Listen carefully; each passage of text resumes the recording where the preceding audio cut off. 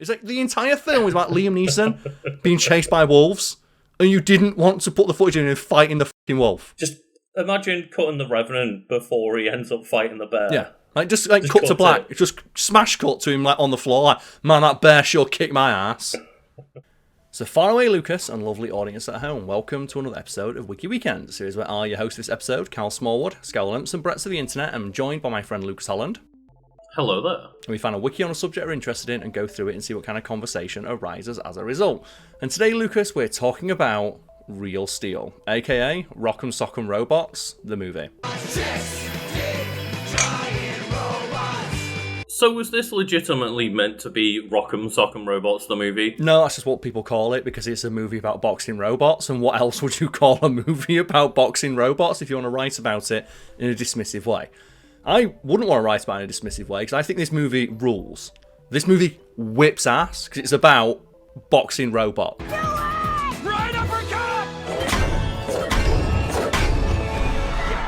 When I need to scratch that very specific itch that I get every now and again of, I need to watch some cool robot action, I watch this or Pacific Rim. Not Pacific Rim 2. Fuck Pacific Rim 2. Okay, we're going with giant robots again. Alright, real original, guys. Where I think Pacific Rim is a better movie, I do think Real Steel is just pretty much exactly what you need out of a dumb, fun action film. Wow. Too old, man. Huh. Let's get to work. Nice! I'll admit, Pacific Rim has the better robot action, but Real Steel has a fun story. It's a simple story, but it's a fun one. Yeah, for sure, and it is one of those, right, of like, basically the Pacific Rim story is just a vehicle to get more kaiju fights going. And Lucas, in that vein, do you have a favourite giant robot moment for a movie or a TV show? Audience at home, same question. Feel free to respond in the comments or the Discord you'll find linked below. Yeah, I think, I'm pretty basic. Pacific Rim is my favourite thing. Which bit, though? And which robot do you like in Pacific Rim? But my favourite moment in Pacific Rim is the bit where the katana gets busted out, right? Oh, the fact that, as well, the dude didn't know. Charlie Hunnam didn't know, because I was like, well, Gypsy Danger. I'm just using it like I did back when I was piloting my brother. It's like, did you not know this shit had a sword? It's like, holy crap, that's awesome, let's go. It's so good. See, my answer would be just any scene with Cherno Alpha. Because Cherno Alpha is just the pots and pans robot that fucks everything up, and I love it so much. And I have to give a special shout out to Power Rangers, of course, because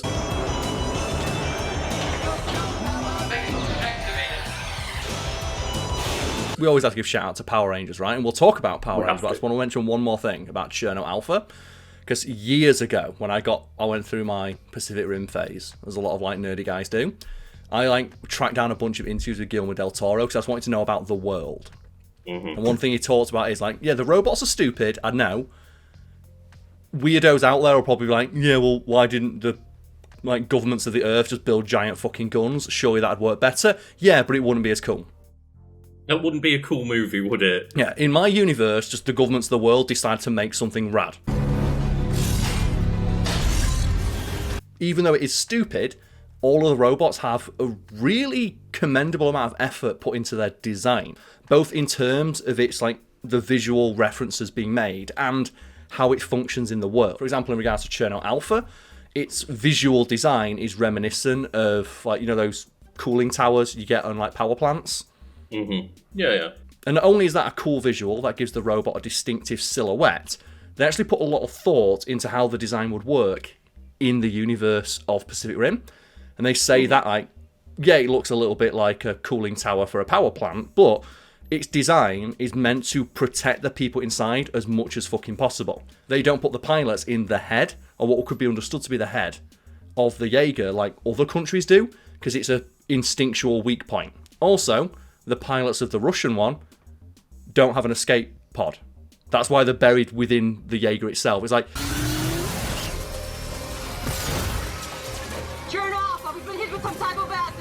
You either take down the kaiju or you die trying. And to help with that, we're going to put you in as much fucking armor as possible, but you're not getting out.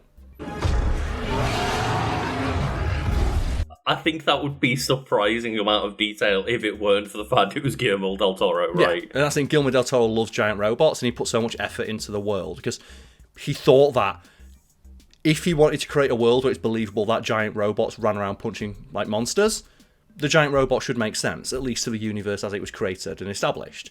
And that's why the second one sucked, because they seemingly didn't realise that and just said, fuck it, the robots run now. Yeah, and, speaking of a sequel that sucks, I didn't like Hellboy 2 The Golden Army, but the actual, visual detail and design of the Golden Army themselves was also just badass. And obviously that was just a singular design because they're all just, little mechs, right? But, yeah. Well, Guillermo del Toro's always had a very distinctive visual style. I'm looking forward to his Frankenstein movie. It's a story that's been told dozens, if not hundreds of times, but I'm curious to see his take on the world.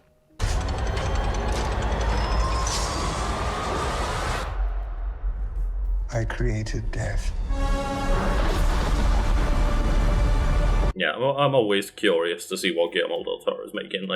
They are one of my favourite filmmakers. The thing about Guillermo del Toro is that they care about the things they're making. And the example I use with Pacific Rim is there's a great moment of Gypsy Danger walking down the street like a badass, and there's a bridge in its way. Any other fucking movie, Gypsy Danger would walk straight through that bridge and destroy it because it'd look cool. Gypsy Danger steps over the bridge. Yeah, their job is to protect things, right? And in the director's commentary, he talks about how the VFX department asked him, do you not want us to destroy the bridge? Like, no. The point of the Jaegers is to protect human life and critical infrastructure. The pilot would never intentionally destroy something that could, after the kaiju is defeated, facilitate help getting to where it's needed.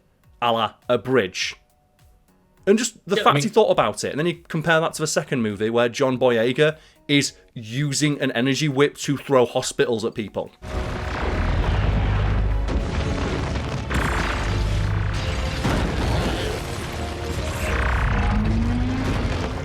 You just think about the first action scene with the mechs in Pacific Rim 1, right? Where they get dropped out in the middle of the fucking ocean, miles away from the shore, so they can try and stop the kaiju getting to the city. Only when the kaiju makes it to the city, it's like, okay, fuck it, you can destroy buildings now. Try not to, but the most important thing is putting that thing down. Mm-hmm. It's in the city, we're already fucked, get rid of it, by any means necessary. Yeah, that's the priority, but at the end of the day, if they've got a choice of whether or not to destroy things, they would choose not to. Yeah, I think it's just it's a neat detail. It's not really paid attention too much in the film, but it shows that Guillermo del Toro cared and thought about the world he was making. And, let's get back to Real Steel now. So you've seen it, yes? Mm-hmm.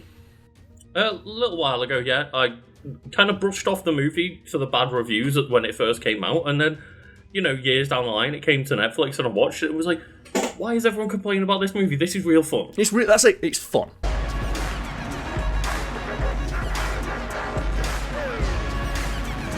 Real Steel is a 2011 American science fiction sports film starring Hugh Jackman, produced and directed by Sean Levy, a name people might recognise. He's the guy who did Deadpool Wolverine, among other things. And it is based on a short story called Steel, written by Richard Matheson in the 1950s.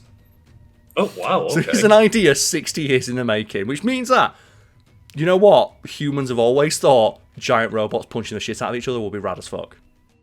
Yeah, the moment we had the concept of robots, somebody decided, guess what? It'd be really funny if we had robots that just punch each other. Almost from the moment automatons or mechanical men were invented as a science fiction concept, people have been writing stories about how cool it would be if they punch each other. Just the people yearn for the giant robot fights. They want the Gundam. Give us the Gundam. I mean, yeah. That's the thing is, I do really need to watch more Gundam because we talk constantly on this channel about how, big robots are cool as fuck, and then I just think, man, I really haven't watched much Gundam in my life. Yeah, and everyone knows I was going to ask what the best Gundam is, but the answer is the RX, right? It's I just don't so even iconic. know which one that is. That's the thing. Is that the one that that's with the one. big... That's the Gundam. When you say Gundam, that's the RX. The one that's up in Japan, right? Yeah, the the giant Gundam. And in regards to giant robots fighting each other, do you remember a couple of years ago where Japan built that giant robot, and then Americans built their giant robot, and they were like, "Hey, should we make them fight?"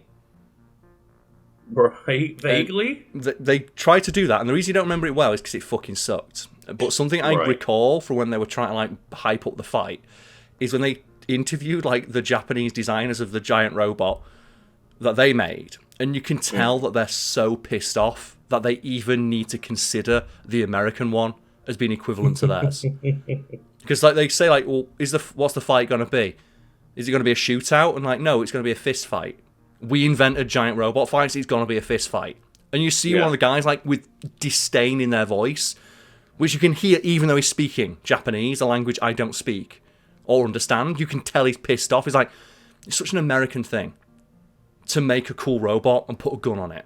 ちょっともうちょっとかっこよく作れよとは言いたいですよね。でかいものに銃つけりゃいいってアメリカ文化。アメリカ丸出しっていうのがね。And they're annoyed by the idea that the American one just has a fucking gun on it. And it can't walk. And like, God damn it. And the fight sucked. We are set for this historic first ever battle between two giant fighting robots. Science fiction comes to life. God is utilizing his speed advantage, and it's over, just like that. They didn't even get Craig Charles involved. Fair enough. I've got a question for you as well, Lucas. In regards to the Pacific Rim universe, it's said that every government on Earth made their own Jaeger. We only see a couple of examples, but every like government on Earth made their own. Do you think the British government just made a giant Circular-Lot? Maybe not a giant Circular in the sense of like a big tank on wheels, but I could see like the visual design of the giant skeleton just chopping you down, right? Do you know what I'm going to do? I'm going to look up all the names for all the other Jaegers. Because there's like a bunch of Jaegers mentioned in like the comics and like the extra universe material they released, like art books and stuff, and they're all fucking rad. So I'm going to look them up and give us a sec. There'll be a cut here. Karl, I thought this was a video on Real Steel. It is, but I can't not tell you about the other known Jaegers. But the other known Jaegers in the Pacific Rim universe, there's like 10, 15 mentioned here, and there's like 3 or 4 in the films. Is there any that like stand out to you? I think is it the Chinese one where they've got like the triple dynamo? Crimson Typhoon, yeah. So we have that. Yeah. Crimson Typhoon is fucking rad. Like, do you know one that I like? The Mexican one. Do you know what that's called? Don't want to know. Matador Fury. Which you gotta admit is fucking rad, right? When you're like, oh, let's bring up just a bunch of robot names based on the countries themselves, I'm like, oh, how stereotypical are we going to get with these things? Though, you get away with the stereotypes. I bet in the Pacific Rim universe, and they talk about this in the art book, that Jaeger pilots become celebrities, right? They talk about it in the movie, they became celebrities. And it's talked about in the art books that the countries making Jaegers wanted them to become symbols of the country itself. And as a result, adopt, like, you know, points of national pride for said country. Either in, like, you know, their paint scheme or just their name. Thing is, I know the real answer to what the UK one would be, and it would just be red, white, and blue boring robot called Union Jack. To be fair, Union Jack would be a good one. I wouldn't mind one called Union Jack, but Circular-Lot is so much better, right? There's another one here, this is my favourite one. Do you want to know what the Chilean Jaeger was called? Okay. Diablo Intercept. I mean, that's a cool fucking name. Do you know what the thing we do on Wiki Weekends is fucking band names? These are some fucking band names, right? They are. We have here a Chinese Jaeger, Horizon Brave. Okay. Another one they had that was a Mark III, Shaolin Rogue. I just don't think you can beat Diablo Interceptor. How about the Japanese one, Lucas? Tacit Ronin. Again, it's alright, but it's no Diablo Interceptor. How about the one of like for the Panamanian one? Puma Real. That's pretty cool. Just Puma Real. Oh, no. Peruvian Jaeger. Solar Prophet. Oh. Give me that shit. Straight into my fucking veins. Oh, there's another one here. This is a non-canon one from Australia. Tango Tasmania. Like, Tango Tasmania is fucking rad as shit. And then another Russian one, Eden Assassin. Like, I can't remember. Is Tasmania even part of Australia? I don't know. Stolen it. Tango Tasmania. Another American one, the Mammoth Apostle.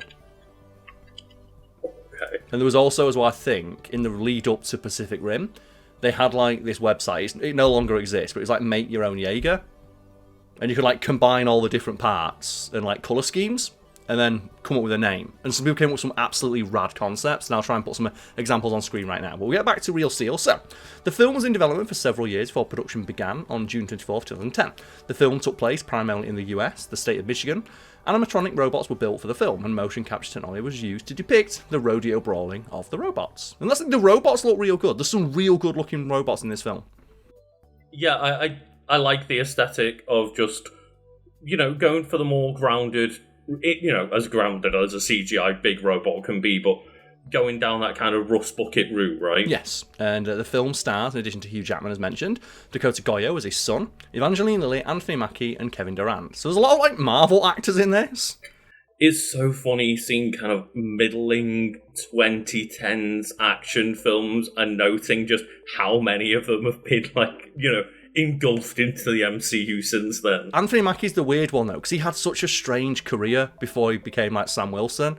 Like his first role, and the one that always surprises people, they're like, "Oh shit, that was him." He's the rapper Eminem, like battles in 8 Mile. That's a bizarre pull. It is, right? Yeah. Do you know what that means? Makes you think though. Put Eminem in the MCU.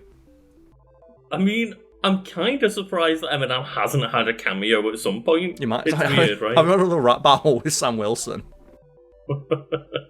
Just at least then Sam Wilson would have some personality again, right? I would indeed, yes. But we don't need to tell you the plot of the film, because the plot of the film is very basic. Hugh Jackman, deadbeat dad. His kids on his doorstep. My mum died. Are you going to look after me? Fuck no, I want to fight some robots. You got rich auntie and uncle. They're going to look after you. We'll drive across the country, spend one summer together, then you can go with your rich auntie and uncle. As they drive across the country, shenanigans ensue. They fight some giant robots. They become friends. I just think they just bond over how cool robot fighting is, which would be a pretty fun thing to bond over, right? It would, yeah. And I call it Rock'em Sock'em Robots the movie. The other name I've heard this referred to as is like Rocky Sock'em Robots, because the plot of the film is basically Rocky. If you ignore all of like the father-son bonding stuff, the real star of the movie, Atom the robot, it's just Rocky. He's like the underdog who can't really fight, but he can sure take a punch, and that's his whole thing. He's a sparring bot, right? Built to take a lot of hits, but never dishing out any real punishment. You'd always try to sell him off for parts. Can't you get him a fight? Oh, why can't you get him a fight? Get him a fight. It's also a weird time for kind of like movies where just the main character was the CGI robot, right? Because obviously it's not technically the main character in this, but I'd say it's kind of the crux of it revolves around, the fighting robots. And you've also got like the Pacific Rim movies, and then you had that Chappie movie as well, right? It's interesting that it puts so much character into a robot. Maybe they don't do it as much in like the Pacific Rim movies because it's the pilots who have the characterization, but there is like personality given to the robots. Yeah, and I think it does show that period of time where everybody figured out, hey, we can make robot as a main character, like CGI main character, relatively easily and cheaply compared to what it used to be. Yeah, like we don't need to do it in animation anymore. We don't need to like make like say the Iron Giant. We can just have an entirely CG character or animatronic character, as it was in this movie. And the thing I like about Atom is that they give Atom a lot of personality, despite the fact it's literally a training dummy. They say, oh, it's a training dummy designed to be beaten up by other robots. It can't actually fight. And the kid talks to his dad of like, hey, you used to be a boxer, right? You could train him. You could teach him how to fight. And that's how they bond. It's like how he teaches the robot how to fight. He recaptures his fighting spirit. Some could say the eye of the tiger. And throughout the film, something I like, and it's never directly confirmed, but there's numerous moments in the film where you find yourself asking, is the robot alive?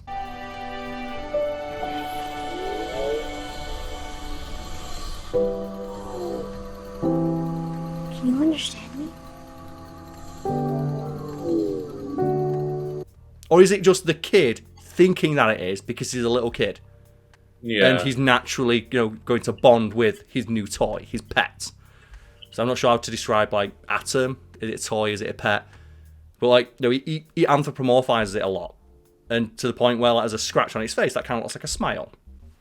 It has, like, the eyes. And throughout the film, all he's really doing is copying him, but the little kid sees it as his friend. And Hugh Jackman notices this and obviously wants to train the robot so his friend can become boxing champion of the world. Watch me. You Now you're talking to a robot. I know. Shut up. Watch me.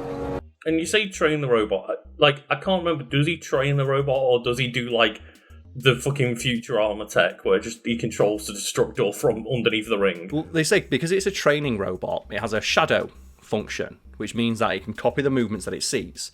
So Hugh Jackman programs it in with like a bunch of like boxing moves. And then Okay, so it's one of those of he's not literally, because again it's been a couple of years, he's not literally got like a little VR set on and doing the moves himself outside the ring. Well, that's something that's cool about the movie, because they did create something called the Robot Bible, and it's mentioned here. So, development. Based on Richard Matheson's 1956 short story, Steel, the original screenplay was written by Dan Gilroy and was purchased by DreamWorks for $850,000. The project was one of 17 that DreamWorks took from Paramount Pictures when they split in 2008. Okay, I mean... More than anything, that just sums up, right, how much of a ball ache making movies is. Like, the story was originally written in the 50s, the screenplay was written in, like, the early 2000s, and then the studio fucking split up and took it with them, and then didn't do anything with it for, like, 5 years. Yeah, it's just one of those things of, you would think it's not that difficult to be like, okay, I'm going to write my own story about fighting robots. Yep. And it mentions here that, when Levy joined the production, he worked with another guy here called Gattins to refine the script. And in the process, working with the advertising company 533, did a 200-page Bible about robot boxing. Fair enough, but how do you need 200 pages to just define what robot boxing is? You need it to make sense. That's the thing. So when I say Bible, that's basically an in-universe guide to how this world functions. Mm-hmm. So they created it like, this is how robot boxing functions. You need to stick to this. You can't deviate from this. Otherwise, it won't make sense to the world that we have created. And most fictional universes have one of those. Like, it's not often talked about because, but you'll see like lore YouTubers and stuff refer to the Bible for a show or piece of media, and that's what it means. It's just a piece of text that's written by someone in the company who has the authority to do so. Say, this is how the canon works. Yeah, there's a very similar one where they talked about making the Sonic movie with the Sonic Bible from Sega. Of just, here is what, this is every single character in the established lore, all the many, many furries out there. And then there's just like, here's what they look like, here's their likes and dislikes and weaknesses and powers, all that jazz, yeah. In terms of those kind of ones where it's a franchise, it's essentially a cheat sheet for creators to come in and not have to play every single video game and read every comic and things like that. It also as well means that there's congruity between scenes and the way that certain aspects are represented. And in regards to the robot boxing, they talk about how like there's numerous ways to control a robot. Like, they actually built like rule sets for the universe. They're not talked about much, but they're alluded to, and it makes the world feel more alive.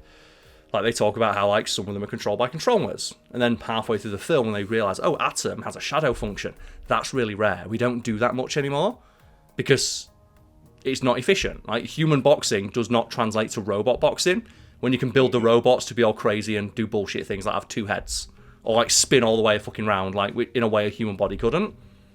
Yeah. But that's how the robot ends up becoming so good, because it fights in a way that has literally not been seen in the sport for decades. Gotta get in close where he can't use that size and reach on us. Left to the box. Right to the box. Left to the box. Stay downstairs. Left, right, left. Yeah, that's the thing. It doesn't fight like a robot, so how do you plan against that when all you're used to fighting is robots? Yeah. And that's what they talk about. Right? The robots can do all sorts of crazy bullshit things. And it's what, like, one of the reasons why Hugh Jackman's character is so jaded. It's like, oh, you used to be a boxer. It's like, I did. But why would people come watch two humans punch the shit out of each other when you can go watch robots do it and it's way more dramatic? And robots don't get injured or retire. They just get rebuilt. They're not wrong, because even regardless of the whole, not needing to retire or getting injured or anything like that, just the idea of, do you want to go to see two dudes punch each other or two robots punch each other? I'm going to go see the big robots. Yeah, it reminds me a little bit like My Hero Academia, where it's not like really dwelled upon much, but they do mention that, when people got superpowers in this world, they start doing super-powered Olympics. And eventually they just stop doing the regular Olympics, because who the fuck's going to watch those? Right? They say like the regular Olympics still happen, but no one watches them, because why would you when you can go watch the super-powered Olympics?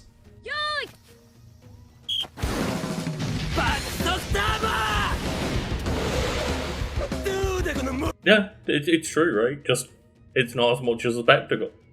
Then people want to see like giant fighting robots punch the shit out of each other, and I love as well. I've probably mentioned it more times than anything on both Wiki Weekends and Fact Fiend, and it's the final scene of this movie where they activate the shadow function, and you get to like Hugh Jackman go, "Okay, I'm just going to control the robot." They can't. Now. And effectively, Hugh Jackman fights as the robot. Because now it has, like, fluid human movements the other robots can't fucking deal. Because its impossibly precise robotic fighting style cannot counter the fluidity of the human one.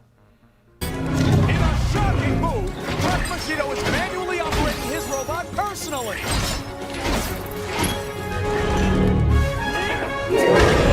And as you mentioned earlier, Lucas, this film had, like, a fairly middling reputation. I think it has, like, 6 out of 10 overall on IMDb. But it does have some pretty big names behind the scenes. And some people who worked as, like, advisors include Stan Winston, the dude who made all the dinosaurs in Jurassic Park. Steven Spielberg, like, he offered some advice on the script and, like, you know, directing animatronics, because he'd done so with, like, you know, the dinosaurs in Jurassic Park. And you also like Robert Zemeckis. Oh, like, people just wanted this movie to succeed. Yeah. Like, people just like... I imagine as well Steven Spielberg's like, what's the movie about? Giant robots punching each other? Fuck yeah. Yeah. Let's do that. That's the thing, right? It's an easy sell to people, just punching robots. Let's go. It's just really fun. It's really fun to watch robots fight. And I don't understand why we don't get more of it. It's like Transformers, for some reason, that doesn't scratch that itch. The live-action Transformers movie don't scratch that itch for me, because the robot fighting is just... It has no frame of reference for what's actually happening. And you can show me the Devastator and his giant clanking testicles, but it doesn't feel real. I know that's a stupid thing to say about, like, you know, a skyscraper-sized robot with wrecking ball testicles.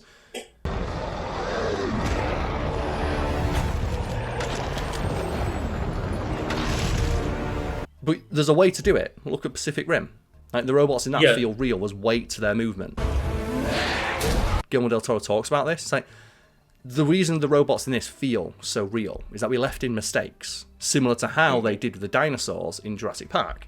For example, in Jurassic Park, when the T-Rex walks, the camera shakes, which is a subtle thing, but your mind notices it. And if you actually think about it, that doesn't actually make sense, because the camera is not a physical object in the movie universe. That's like on a stand, filming the action. It's like a floating observer. But our mind kind of ignores that and expects that, well, yeah, the camera would shake because there's a dinosaur that weighs like 20 tons taking steps right next to it. That's not how it would work. But it's how your mind thinks it would work. And in the same way, in Pacific Rim, when the robots in that walk, they shake the camera. They're also, as well, all filmed, like, until you get to, like, the bigger fight scenes, from a locked down camera position, which is where your mind would expect a regular camera to be. When you think about it, the camera doesn't actually need to be there. The camera could be fucking anywhere. It could fly around 1,000 miles an hour. I mean, it shows in Pacific Rim 2, though, where you've the got camera a camera does flying that, yeah. around. There's no impact. It doesn't feel as good, and I think one of the things with Transformers is just, when you watch them transform, there's no gravity to what is going on. No impact. There's no frame of reference in the world. They're just kind of a garbled mess of CGI that go from one form to another with no real logic to it. And I think they did initially, because that was something Michael Bay talked about. Initially, the actual conservation of mass on the robots did make sense.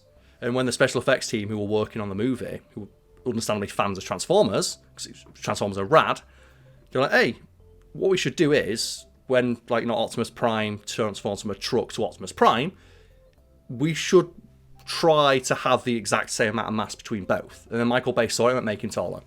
And also just, it doesn't necessarily matter how much mass is involved. There's no transformation in terms of not something that we can really grasp our head around. Just Optimus Prime kind of just flips out of a truck. Yeah. Initially, it was a lot longer. Like, it was a process that took a lot more time, and the amount of mass that Optimus Prime took up in both his like robotic humanoid form and his car form, his truck form, I should say, was the same. But Michael Bay looked at it and went, to make him taller. Who gives a shit? Also, speed up the transformation. No one wants to see that in a Transformers movie. Yeah, God. And that thing is, Optimus Prime being a massive truck, that might end up with like a slightly smaller Optimus Prime, but then when you've got things where it's like little cars and jets and planes and stuff turning into these giant robots, it wouldn't even be a fight. It would just be whichever is the bigger vehicle is the best Transformer. Hey, it could be, and I know it's in Transformers Devastation where Bumblebee is like this fucking big, and you can kick fucking Megatron's ass.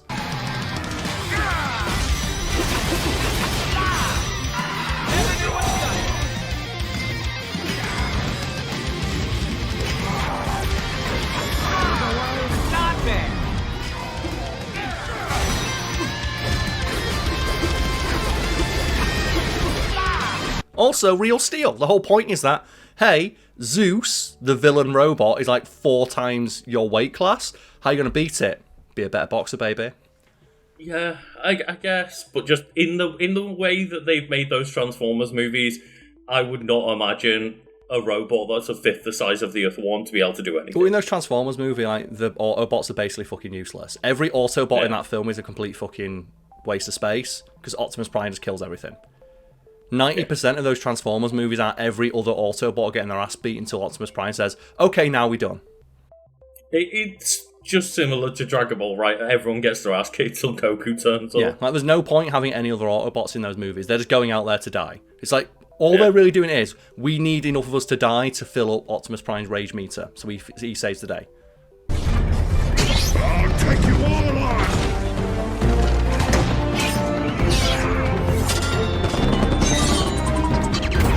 Optimus Prime, he knows how to play chess. He's got to send out those pawns first. He's got to do it right. Like, it's like in, like, what is it, Transformers 2, where Optimus Prime's in the forest. He kills like 8 high-level Decepticons in 30 seconds, and then Megatron's like, haha, always a coward. You shit, Optimus. Like, what? Oh, God, those movies suck. It's true to the Transformers brand, though, of Optimus winning everything, because I think it's like the Transformers movie, where they have like the entire Decepticon army and Megatron fighting the Autobots, and just Optimus Prime comes in truck form and fucking beats down everyone's ass. One shall stand, one shall fall. Why throw away your life so recklessly? That's a question you should ask yourself, Megatron. I think it says a lot, though, when you ask me, what's your favourite cool robot thing in a movie? Transformers, which has, 7 movies, none of those movies even appeared in the back of my mind when asked that question. Because the robots in them never do anything cool. Yeah. The 80s Transformers movie does have a cool moment. Like Optimus Prime, there's like The Touch by Stan Bush is playing, as he literally runs over robots as a truck, does a front flip out while firing a laser beam, and then beats the fuck out of Megatron with his 2 hands. His big, meaty robo hands. Fucks him up. So he doesn't. Spoilers. Oh god, man. It's a real Steel, Karl. It's a Real Steel, yeah. So, just something that should have got 7 fucking sequels, Real Steel. So, the future of the Real Steel franchise. In an interview in August of 2021, for his then upcoming film Free Guy, Sean Levy expressed interest in a Real Steel sequel, reuniting both Hugh Jackman and Free Guy star Ryan Reynolds, who was introduced to Levy by Jackman. Instead, they went on to make Deadpool Wolverine, which was great, but I'd preferred if it was a Real Steel sequel. Oh, just thank God it wasn't a Free Guy sequel, right? If Sean Levy came out and went, I'm making a sequel to Free Guy, I'd boo that man.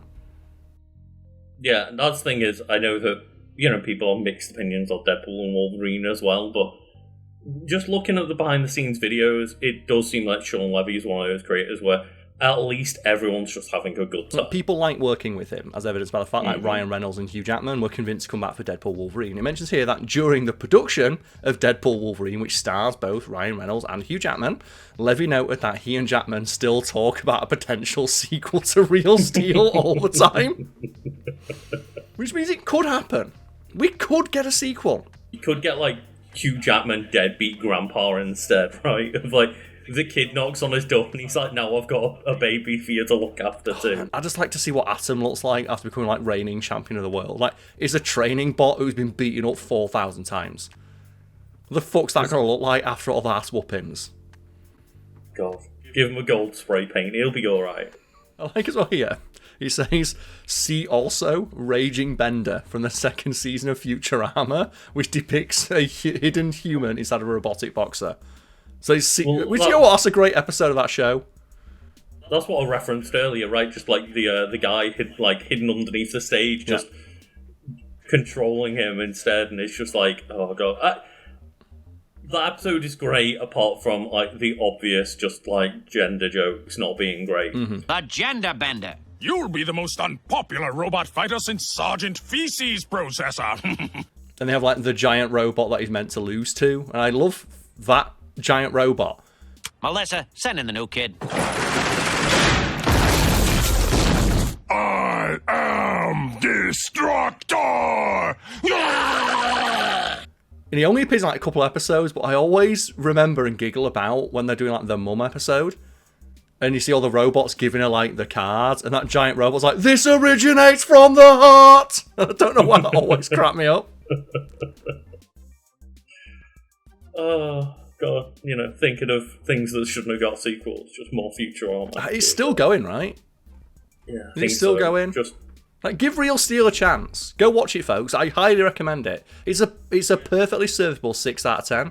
If you like giant fighting robots and, you know, schmaltzy films, that's like basically a road trip film about a father and son, you're gonna love it. You're gonna have a great time. if you ask, like, what would I give it? Just, I would say, if you like movies about action, fighting robots, stuff like that, it's a solid, like, 8 out of 10. It's a really fun time. For me, it's not a 6 out of 10, but that's what critics gave it. 'Cause they criticised its formulaic plot. It's okay, sure. Yeah. But it's got robots in it. So I'll tell you what, there's plenty of formulaic movies out there that I think would be improved by the addition of fighting robots. At least this movie tried. All of those just really bad, like, Hallmark-type Netflix films that are, you know, the schmaltzy Christmas shit that you put out every single year. I'd argue every single one of them would be better if a giant mech turned up. Yeah, it's like a question I asked years ago now. When in a Factory video talking about the film The Grey, which is about Liam Neeson being like attacked by wolves. It's like Taken with wolves. There's an interview with the director where he asked about the film's very infamous ending. So all of the marketing for that movie is Liam Neeson punches a wolf.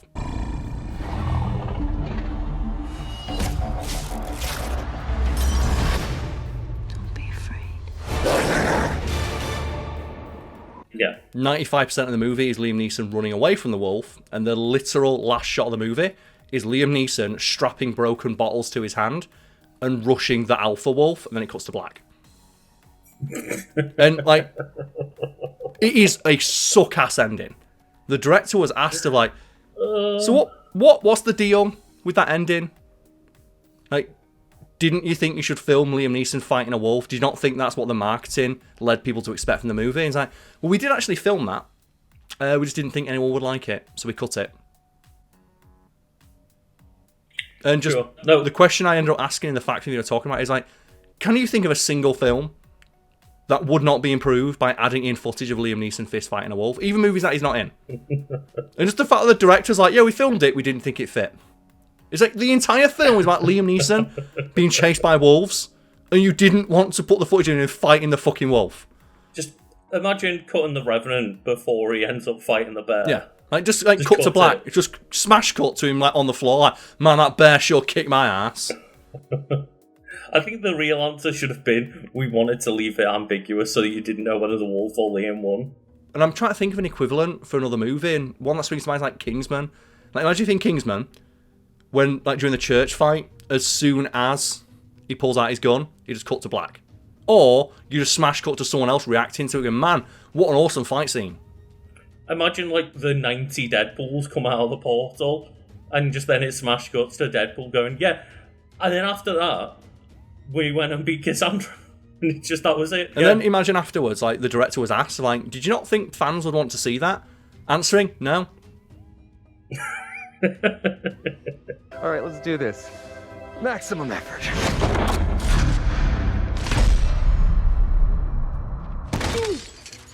Come on! Yeah, I blew it.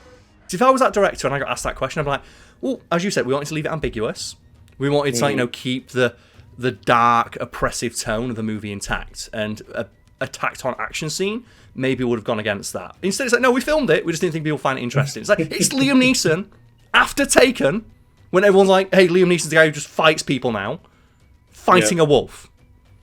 Who wouldn't want to see that? Because, like, everyone who watched that movie went to go watch it because it was billed as Liam Neeson fighting wolves. If you'd have done it after, like, he did Schindler's List, sure, okay, it's a drama. After Taken, it's a fucking action movie. Fight them goddamn wolves. I want Liam Neeson picking up a wolf by the tail that's frozen and fucking smashing the other wolf with it. I still just think of Liam Neeson's most iconic fight. So that. Where he tried to fight a fence. In the third Taken movie. The fence kicks his ass, man. It's his ass kicked by that fence. It's just like the 11 different camera cuts it takes for him to get over it. People don't know. In Taken 3, there's an iconic, infamous moment where Liam Neeson tries to jump over a fence. And Liam Neeson was like 60 odd. Couldn't do it. So it needs like 50 fucking cuts to hide the fact it's not Liam Neeson. But it just makes him look shit. Fair enough. Like, I don't expect Liam Neeson to be able to do parkour at 60. Yeah, but you could just... But why is he in the movie? Exactly, you can cut that scene out. And for John Wick is like 50, 60 years old, depending on which movie you're watching. He doesn't run a lot in those movies because they knew that a like 50, 60-year-old Keanu Reeves couldn't run. Like, he couldn't run, but he can't do like the action movie run you'd expect from an action hero. So they don't have him do that. They instead have him do fight scenes where, like, him being 50, 60 years old, it's believable that with 4 decades of training, he would dominate like people who are younger and fitter than he is.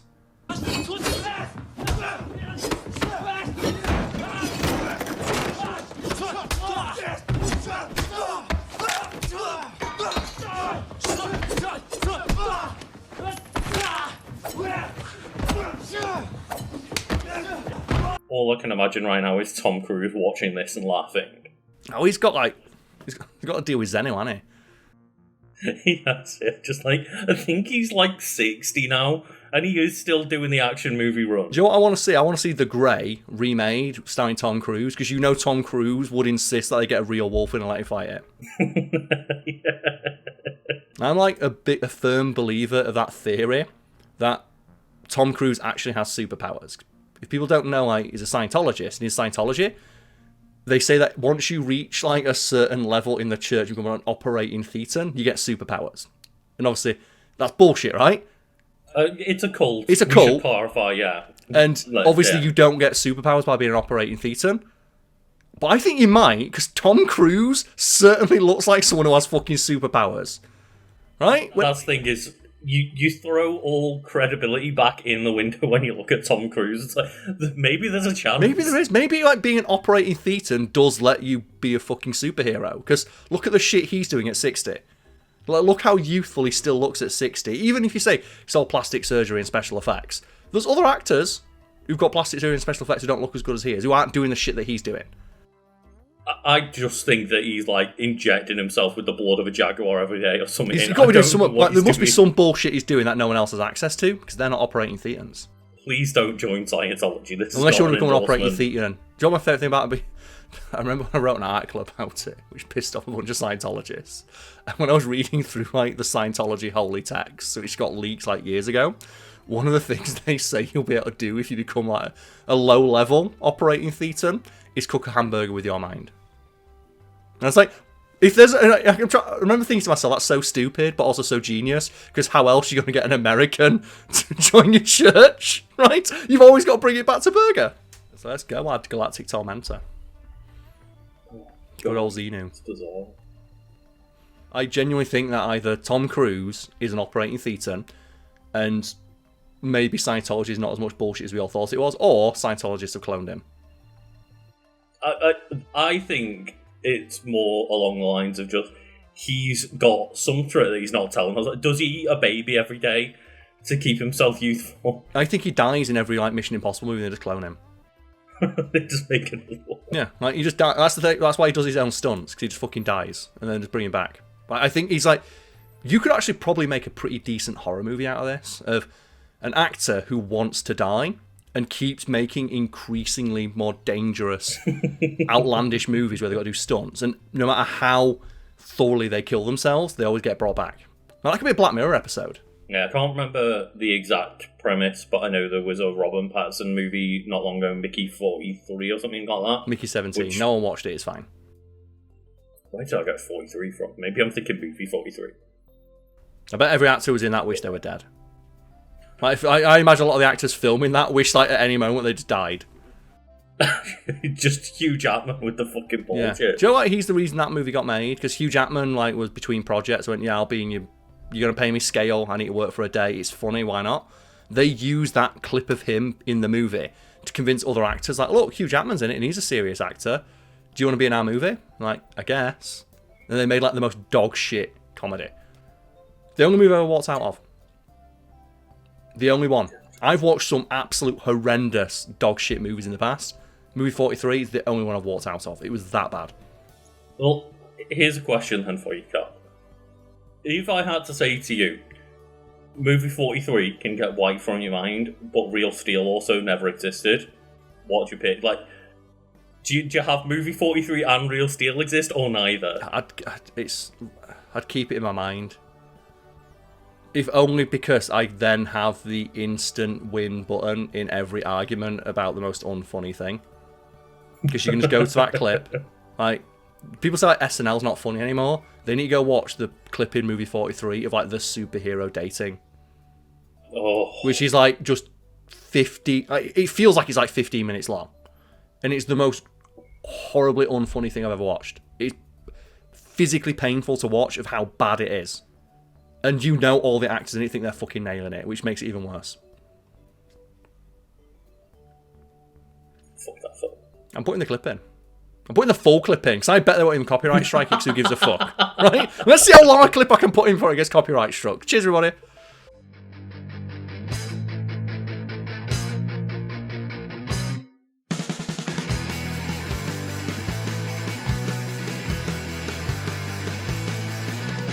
Living here in Jersey, fighting villains from afar.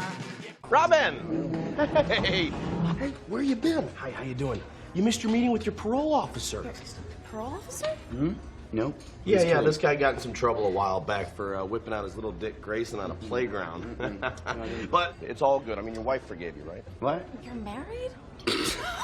No. Married pervert. No, I'm not. I'm not married. He's kidding.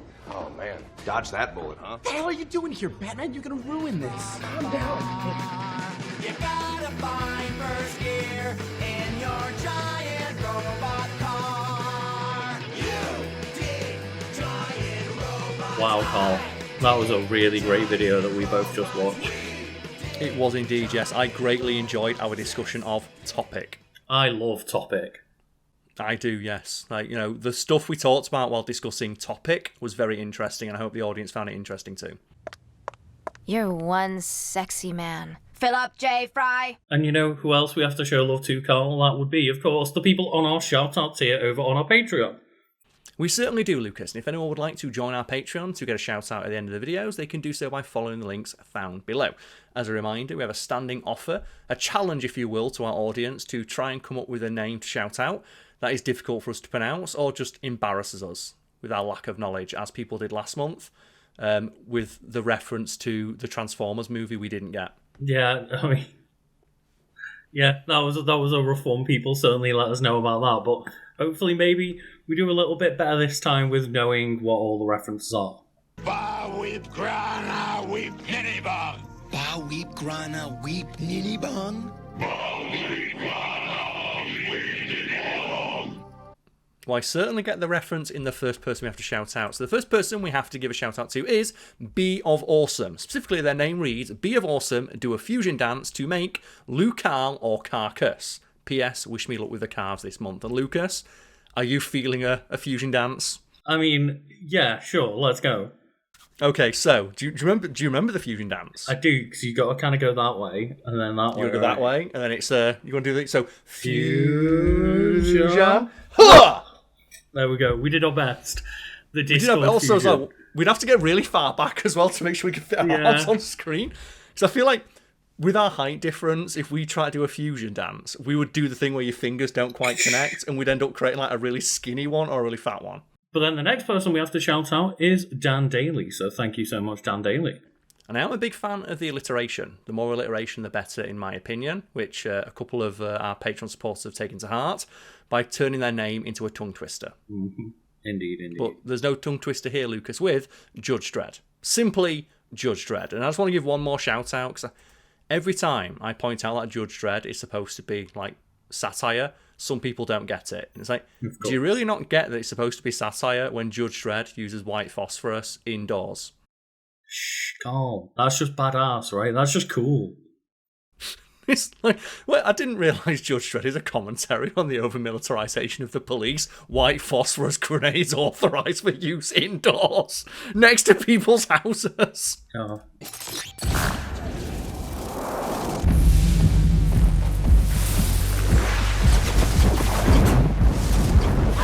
That would lead to, Karl, people kicking the bucket. It would indeed. That's how we thank the next person who supports us, kicking bucket with a little bucket emoji afterwards. I love us like, again, at some point, we're going to get people to submit in hieroglyphics. We have to, yeah. Like, people are going to be submitting hieroglyphics or just like, Sanskrit. Or just like, okay, I translated the sound that an owl made. There you go, done. Like, figure that out. What happens when you put Wingdings into Patreon names, right? Oh god, I don't want to find out. I don't want to find out what happens when you try and get Microsoft Sam to say Wingdings. Put out an APB on a Eustace R. Dewo. Better start with Greektown. Right. And the next person we have to shout out is Lucille DeSteele. And thank you to Lucille DeSteele for letting me put in more clips of one of my favourite film, Real Steel. Please do something! Not yet! That's right, Charlie, not yet! I don't care how limp the excuse is. If there's an opportunity to put a clip of Real Steel into a video, I'm putting a clip of Real Steel into that video. Specifically my favourite clip, where right at the end of the film, Hugh Jackman, who's in control of the robot, just go with it, he's fighting like an 85-ton mega super billion-dollar robot, and he just goes... he just gives him like, I'm not fucking done, I didn't hear no bell. I gotta tell you folks, the champ looks tired. This robot seems to be running on empty. I don't believe it. Adam is taunting Zeus. Mr. Turbo. He's actually asking for more. And Karl, if we're going to use this as an excuse to throw in some like fun clips from comfort movies, then I have to thank Michael Tatum for supporting us, so I can throw in a clip of one of my favourite mics, and that is Mike Wazowski from Monsters Inc. Oh, well, hello there. What's your name? Michael Tatum. Is it ever confirmed that his full name is Michael Wazowski, or is it just Mike? I don't know about the Michael. It's definitely Mike Wazowski. I don't know whether it's Michael Wazowski. Because I know, like, Sully is James P. Sullivan, right? Like, he has, like, a full proper name. I'll double check. And I'll put, like, a picture on screen to confirm whether or not... Is he Michael Wazowski or is it Mike? Mm-hmm. It's like you, right? When I found out your name isn't Lucas. Shush, that doesn't need to go in. It's fine. The thing that, Joe, is that's law. That's deep law. So, wait, what? Lucas's name isn't Lucas? What the fuck is it? Shh. Cut the clip. Shh. Don't tell people his secret real name. So we move on now to, speaking of secret real name, Rosalindus Memphis. And I did try last time we shouted out Rosalindus Memphis, who is a returning supporter. Thank you very much. Mm-hmm. A clip from the song Walking in Memphis, because I like that song, and it's the only song I could think of with the word Memphis in it. I put in 1 second of that piano intro, instantly copyright struck.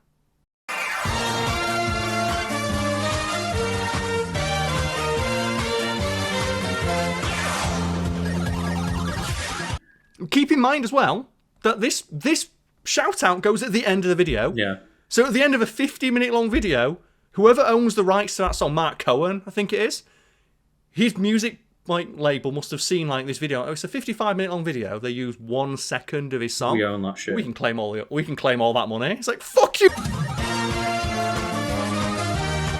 I'm going to make things a little bit more difficult for you then, Karl, because I'm going to say, thank you to the next person who is on our chart tier, of course, Split Screen. And I was going to mention, as you mentioned music, just putting in like some Starscream music from Transformers Devastation.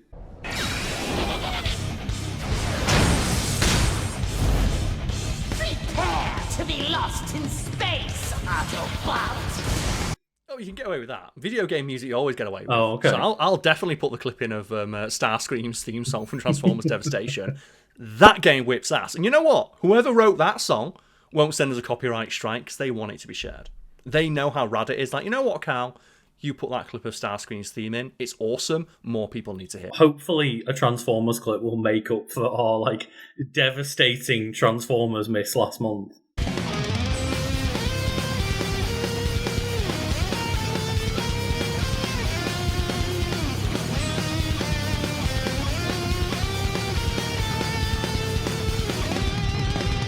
And I will certainly put in the clip of Starscream flying into frame as like Butt Rock starts playing in the background in the middle of space, where he just screams like, "Prepare to be lost in space, Autobots!"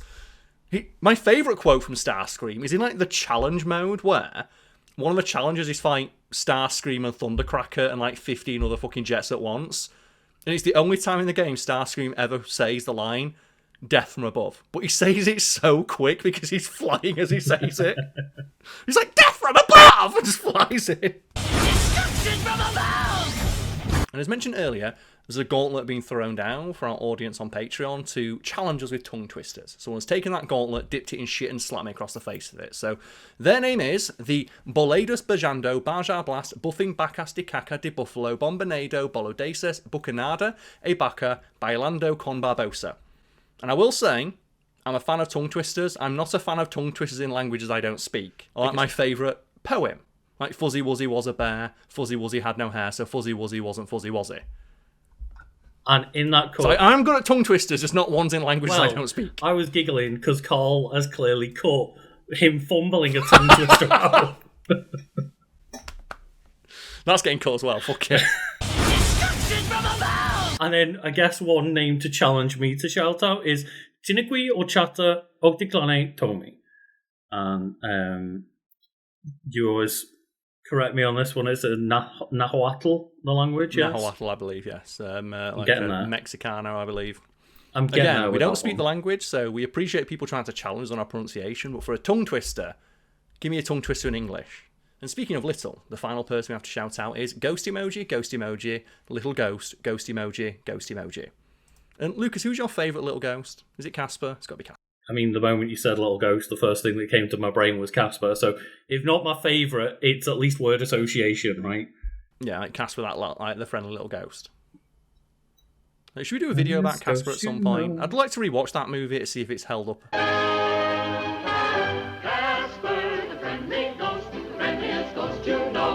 To be fair, I would actually low-key kind of love a reboot of Casper the asshole ghost with a gun. Oh, dear. But yeah, I guess thank you all once again for a new month of more support from all you lovely folks. And yeah, it's just always appreciated. Thank you so much.